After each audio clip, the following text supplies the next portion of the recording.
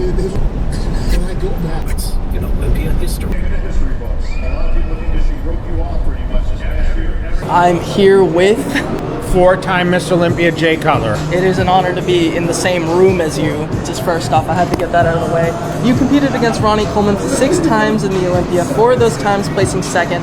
And finally, in 2006, you did what was deemed impossible and beat Ronnie Coleman. What were some of the thoughts that came to you directly afterwards? Directly after was like, it was a relief. I finally won. Yes, I won the Olympia, but I also defeated a guy that had defeated me many times.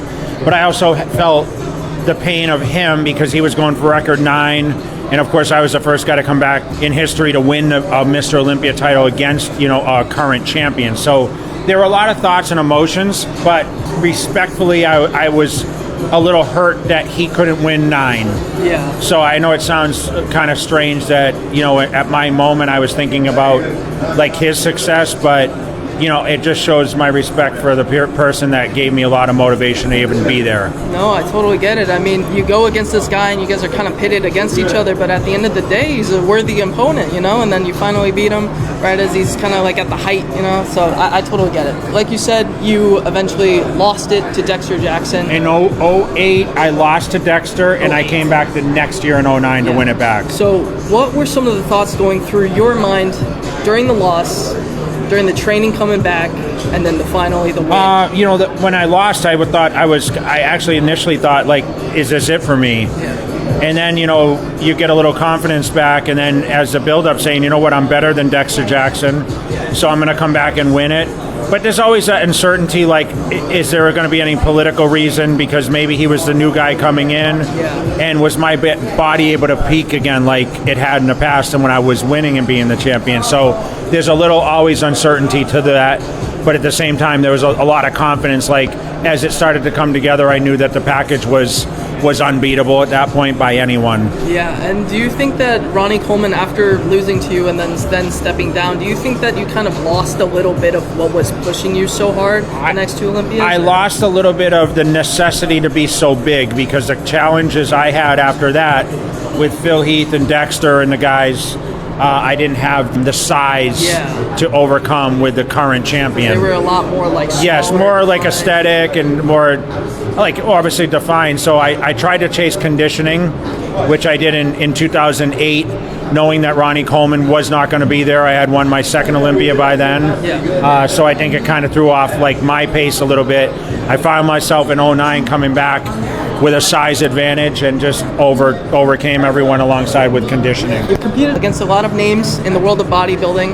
Who would you say were some of your favorite competitors, and who would you say were some kind of inspirations? Obviously, we have Ronnie Coleman, but who else? Yeah, for me, I competed so long, and as a teenager, I was against Branch Warren, so he was a guy, Gunther Schlierkamp, Gustavo Bedell, who's no longer with us, Victor Martinez, who challenged me in 2007, Dexter, Phil Heath, Ronnie Coleman, of course, Kevin Levrone, Sean Ray, all the guys that were fighting for that position always challenged me. Chris Cormier was another great. That was, Marcus Rule from Germany. He was amazing.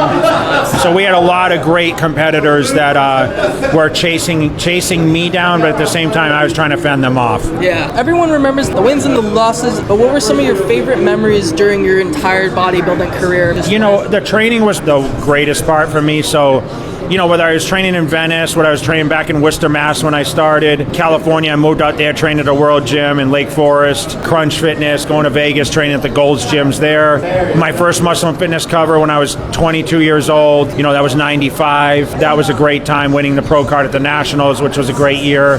Tournament of Champions 95, which qualified for Nationals. The teenage years, which I went to Teenage Nationals not knowing what to expect. And I won that, and of course lost to Branch Warren the overall. There's so many Arnold Classic victories, meeting Arnold. Arnold gave me a trophy many times. Lifetime Achievement Award, Arnold Classic recently. It's really cool. But, meeting Joe Weider and, getting to meet some of the greats through the bodybuilding channels, meet my idols, Sylvester Stallone, Jean-Claude Van Damme, and of course Arnold through the bodybuilding arena.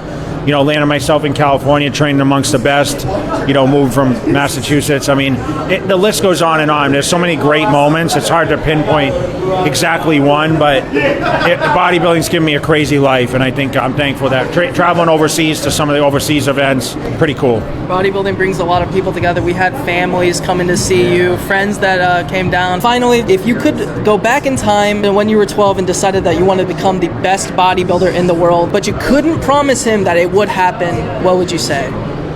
I wish I had a crystal ball that could showcase what the future was, because I wanted everything today, and I had to have a lot of patience. It's a marathon to the top, but it's a lot of perseverance. You have obstacles that sit in front of you, but I can honestly say, like, the come up was a lot greater to me than actually being on top, because you work so hard and you have this anticipation and these imagination of what you can achieve.